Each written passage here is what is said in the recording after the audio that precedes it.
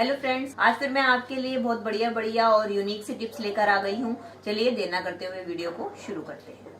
दोस्तों, कोई भी फंक्शन हो, पार्टी हो या फेस्टिवल हो, हमारे घर में मिठाई के डब्बे आते हैं। तो हम क्या करते हैं, यूज करने के बाद इनको उठाकर अक्सर कबाड़ में फेंक देते हैं। तो नेक्स्ट टाइम आप इनको बिल्कुल भी कबाड़ में ना फेंके। इसका बहुत ही बढ़िया यूज मैं आपके लिए लेकर आई हूँ। तो आप क्या कर सकते हैं दोस्तों, जब भी हम मार्केट से मिर्ची, धनिया, अदरक वगैरह लेकर आते हैं तो उसको स्टोर करने के लिए हमें अलग से कंटेनर यूज करना पड़ता है।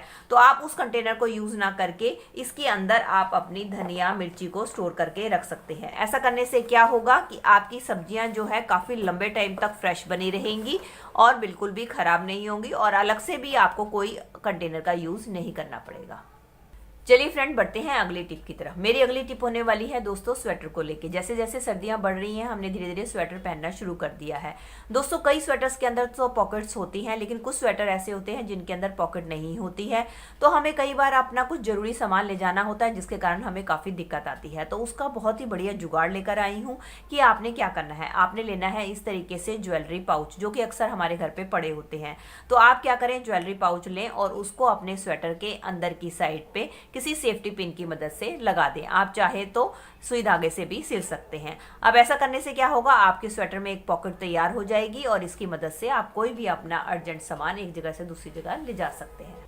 चलिए फ्रेंड, बढ़ते हैं अगली टिप की तरफ। मेरी अगली टिप होने वाली है कच्ची हल्दी को लेके, जो कि सर्दियां शुरू होते ही मार्केट में आनी शुरू हो जाती है। तो हमें इस हल्दी का सेवन अपने खाने में किसी न किसी रूप में जरूर करना चाहिए, क्योंकि ये एंटी फंगल और एंटी बैक्टीरियल गुणों से भरपूर होती है, जो कि हमारी इम्यूनिटी सिस्टम को मजबूत करने में हमारी हेल्प करती है और कई बीमारियों से हमें बचाती है। तो आज इसका बहुत ही बढ़िया यूज मैं आपको बताने वाली हूँ कि आपने क्या करना है। आपने एक हल्दी का टुकड़ा लेना है और उसको आपने ग्रेटर की मदद से ग्रेट करके उसका जूस निकाल लेना है। और इसके बाद आपने लेना है थोड़ा सा शहद और चम्मच की मदद से आपने इस रस में अच्छी तरीके से मिला देना है।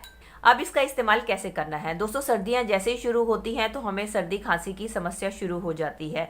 तो आप अपने घर में बच्चों को, बड़ों को, किसी को जिसको भी खांसी की समस्या है, आप उसको इसका 1 चम्मच पिला सकते हैं। बड़े हैं तो आप पूरा चम्मच, और अगर आपके घर पे छोटे बच्चे हैं तो आप इसका आधा चम्मच उन्हें पिलाइए। इसके रेगुलर इस्तेमाल से आप देखेंगे आपको खांसी तो दूर होगी, साथ ही साथ सर्दी के कारण और भी आपको कोई समस्या है उससे भी आपको काफी फायदा पहुंचेगा। चलिए फ्रेंड, बढ़ते हैं अगली टिप की तरफ। मेरी अगली टिप होने वाली है झाड़ू को लेके। दोस्तों, झाड़ू का इस्तेमाल तो हम सब अपने घर को क्लीन करने के लिए करते हैं, लेकिन कई बार क्या होता है कि झाड़ू जो है गीले सूखे कई जगह पर हमारा लगता है, जिसके कारण हमारा झाड़ू कई बार गीला हो जाता है, जिसके कारण इसमें से काफ़ी ज़्यादा सीलन की या गंदी स्मेल आनी शुरू हो जाती है।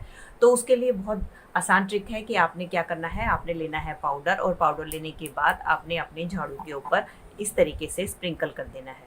ऐसा करने से क्या होगा, जो आपके झाड़ू की जो बैड स्मेल है वो पाउडर के कारण दूर हो जाएगी। चलिए फ्रेंड, मेरी अगली टिप होने वाली है नींबू के छिलकों को लेके, जो कि हम अक्सर इस्तेमाल करने के बाद फेंक देते हैं। तो आपने क्या करना है, आपने इस नींबू के छिलकों को बिल्कुल भी फेंकना नहीं है। उसके लिए आप क्या करें, आप ले एक पैन और उसके अंदर इन नींबू के छिलकों को आप डाल दें, और इसके बाद आपने डाल देना है पानी।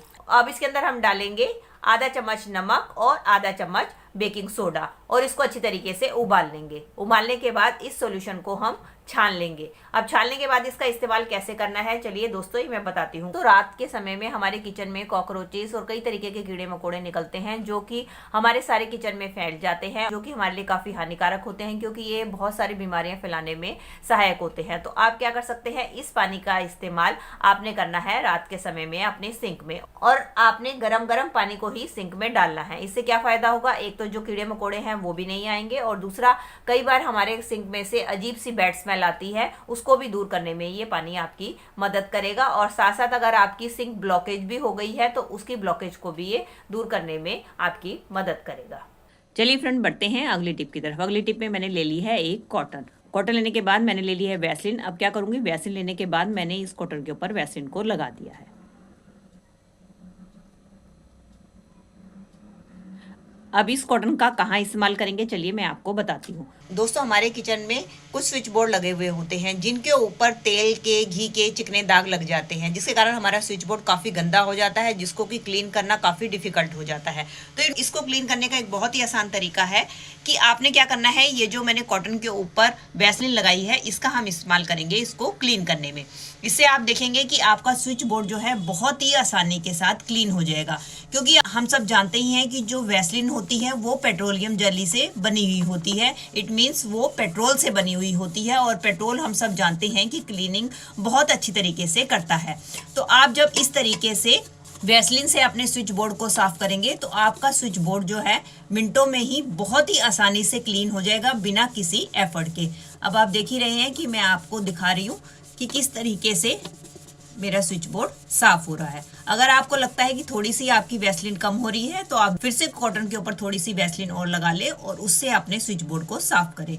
इससे आपके जो चिकने दाग आपके स्विच बोर्ड के ऊपर लगे हुए हैं सारे के सारे बहुत ही आसानी से क्लीन हो जाएंगे और आपका स्विच बोर्ड मिनटों में ही चमकने लगेगा। और कई बार दोस्तों क्या होता है कि हम अक्सर जो है स्विच बोर्ड का जो ये प्लग है इसको हमेशा ऑन करके ही छोड़ देते हैं, जिसके कारण हमारी जो है बिजली धीरे धीरे कंज्यूम होती रहती है और हमें पता नहीं चलता। तो इसलिए आप जब भी कोई भी अपना काम कर ले तो उसके बाद इसके स्विच को आपने हमेशा बंद करके इस तरीके से रखना है। अब आप देख सकते हैं पहले मेरा बोर्ड कितना गंदा था और आपके सामने ही देखते देखते मेरा स्विच बोर्ड मिनटों में ही क्लीन हो गया है। और ये देख सकते हैं सारा डस्ट और चिकनाहट जो भी मेरे स्विच बोर्ड के ऊपर लगी थी सारी की सारी कॉटन के ऊपर आ गई है। तो दोस्तों ये थी मेरी आज की वीडियो। आई होप आपके लिए यूजफुल रही होगी। अगर इनमें से कोई भी टिप आपको हेल्पफुल लगी है तो दोस्तों इसको लाइक कीजिएगा और ज़्यादा से ज़्यादा अपने फैमिली और मेंबर्स में शेयर कीजिएगा। और आप मेरे से जुड़े रहना चाहते हैं और इसी तरीके की यूजफुल वीडियोस और भी देखना चाहते हैं तो बेल आइकन के साथ मेरे चैनल को भी सब्सक्राइब कर दीजिएगा।